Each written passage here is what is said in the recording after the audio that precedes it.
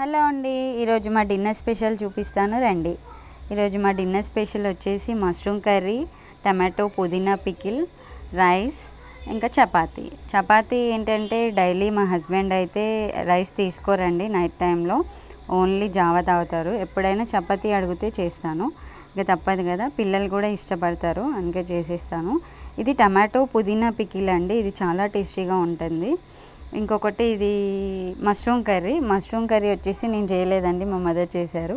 చాలా బాగుంది, చాలా టేస్టీగా ఉంది. నేనైతే నైట్ టైంలో ఓన్లీ రైసే తింటానండి, చపాతీస్ ఇవేం తినను.